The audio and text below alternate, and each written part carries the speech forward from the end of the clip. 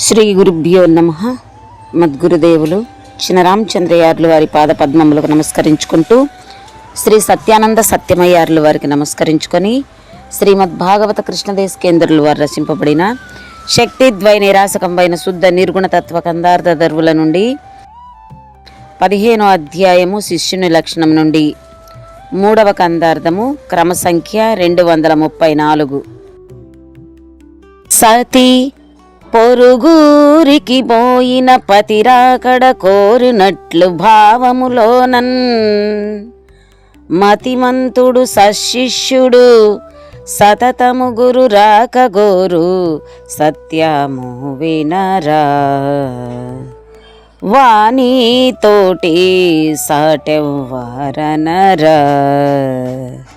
హితుని రాకడను స్నేహితుడు కోరిన ఎట్లు అతి దారిద్రుడు ద్రవ్యాత తీరా గోరిన ఎట్లు సత్యము వినరా. వాణి తోటి సాటెవ్వరనరా.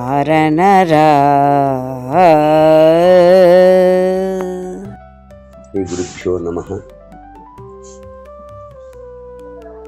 ఆత్మానాత్మరహితం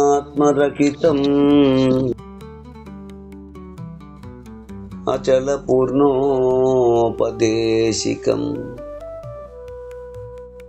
శ్రీ నిశ్చలానంద నారాయణ గురోర్శిష్యం శ్రీశైల వంశాంభుదిరేవ జాతం శ్రీ పరమానంద శంకరేంద్రం గురుం భజామి. మద్గురుదేవుడు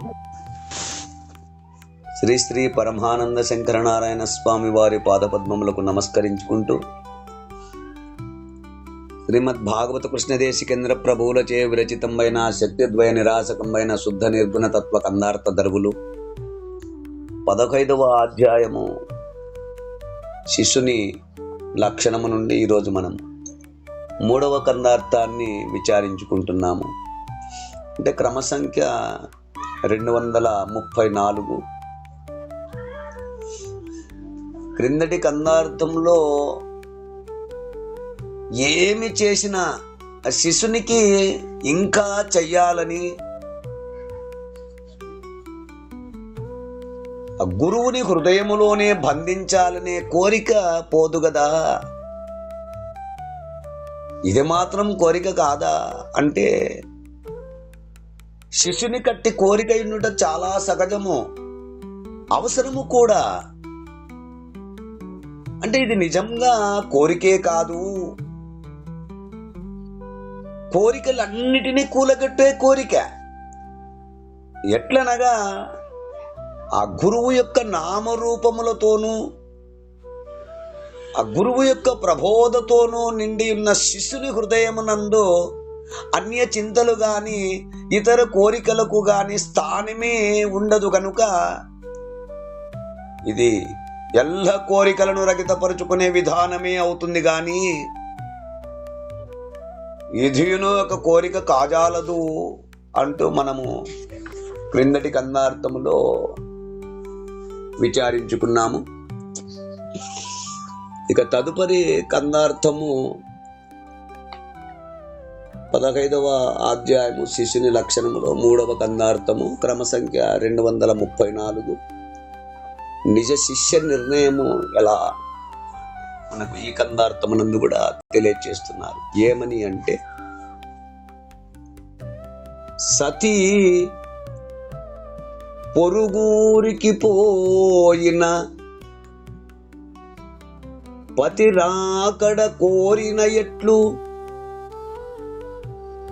భావములో నన్మతిమంతుడు సశిష్యుడు సతతము గురు రాక గోరు సత్యము వినరా. వానితోటి సాటెవ్వరనరా.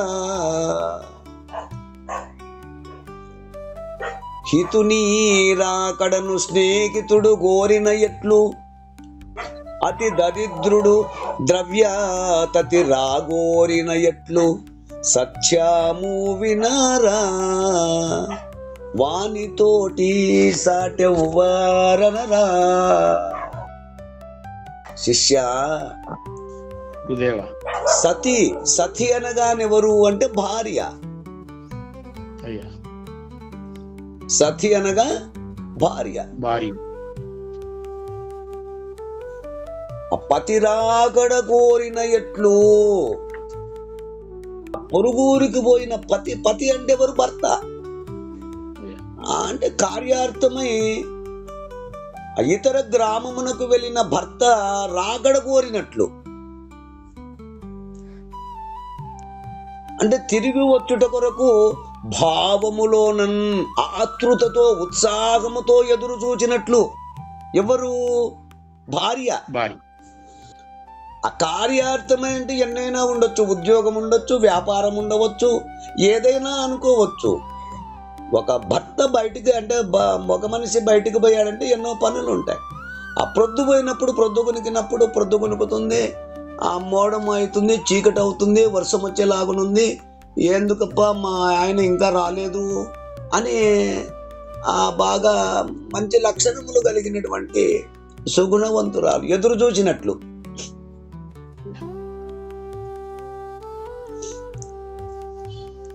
ఆతృతతో ఉత్సాహముతో ఏ విధంగా అయితే ఎదురు చూస్తుందో అట్లునే మతిమంతుడు సచ్చిష్యుడు, అశ్రేష్టమైన బుద్ధి కలిగిన శిష్యుడు సతతము ఎల్లవేళ గురు రాక కోరు.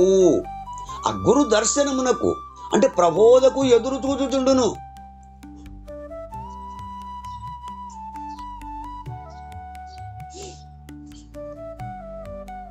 సత్యము వినరా, ఇదంతయు వాస్తవమైన విషయంగా తెలుసుకున్నాము. నిజము, అబద్ధం కాదు. ఇదంతయు వాస్తవమైన విషయంగా తెలుసుకున్నాము.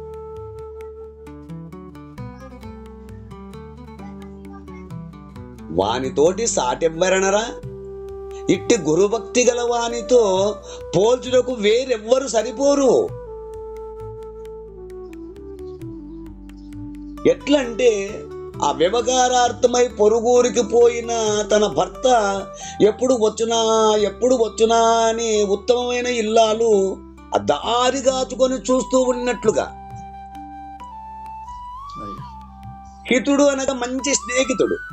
తన మంచి స్నేహితుడు ఒక దుబాయ్కో లేకపోతే అమెరికాకో ఎక్కడైనా పోయాడనుకో, అయ్యో నా స్నేహితుడు ఎప్పుడొస్తాడు, నాకు మంచి సలహాలు ఇచ్చేవాడు, నాకు ఎప్పుడైనా నాకు తోడు ఉండేవాడు అనేటువంటి అటువంటి మంచి స్నేహితుని కోసము ఈ హితుడు అంటే కోరుకున్నట్లుగా.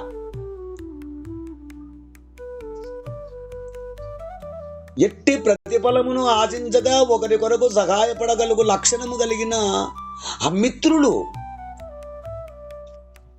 ఒకరినొకరు కలుసుకొనుటకు ఎట్టి స్వార్థపరతత్వము లేక ఒకరి యందు ఒకరు ప్రేమ కలిగి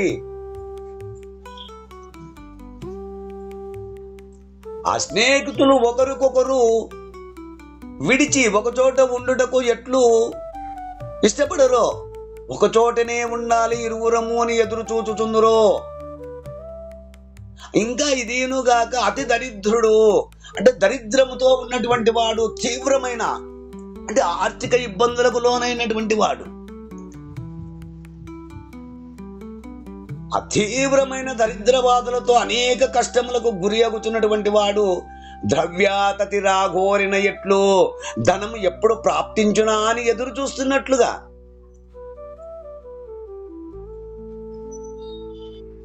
ఆ ధన ప్రాప్తి కొరకు ఎట్లు ఎదురు చూచుచుండునో అంటే ఐశ్వర్య ప్రాప్తి కొరకు ఎట్లు ఎదురు చూచుచుండునో అట్లునే మతిమంతుడు సచ్చిష్యుడు. ఇక్కడ మతిమంతుడు అనగానెవరు? బుద్ధిమంతుడైనటువంటి వాడు, శ్రేష్టమైనటువంటి వాడు సచ్చిష్యుడు. అటు శ్రేష్టమైన బుద్ధి కలిగిన శిష్యుడు సతతము ఎల్లవేళలా గురు రాక కోరు. ఆ గురు దర్శనమునకు ఆ ప్రబోధకు గురువు చెప్పేటువంటి యొక్క ప్రబోధకు ఎదురు చూచుచుండును. నా గురువు ఎప్పుడొస్తాడు, గురు దర్శనం ఎప్పుడవుతుంది, నేను మళ్ళీ తిరిగి ఆ గురువు వాక్యం అంటే గురు నోటి ద్వారా ఆ ప్రబోధం నేను ఎప్పుడు వినాలి అని ఎదురు చూస్తూ ఉన్నట్లుగా. సత్యము వినరా, ఇదంతయో వాస్తవమైన విషయముగా తెలుసుకొనుము, భావించుము.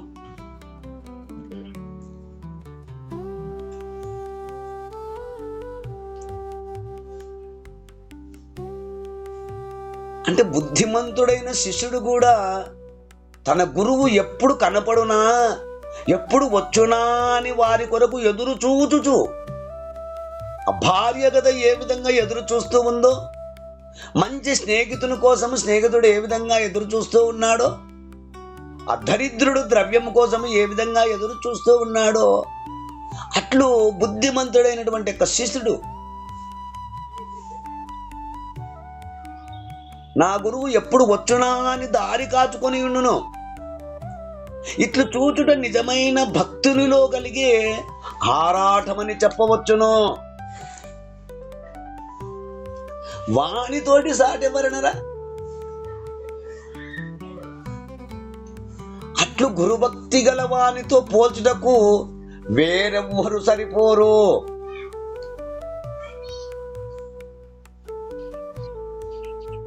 అట్లు గురుభక్తి కలిగిన వారితో సాటి అయిన వారు మరెవ్వరు ఉండరు ఈ లోకమున, ఉండబోరని తలంచుము అంటూ మనకు ఈ కన్నార్థము ద్వారా వివరణను అందిస్తున్నారు. ఈ కన్నార్థ భావాన్ని మీరు కూడా అందుకుంటారని కోరుకుంటూ జై గురుదేవ. జై గురుదేవ. జై గురుదేవ. జై గురుదేవ. జై గురుదేవ.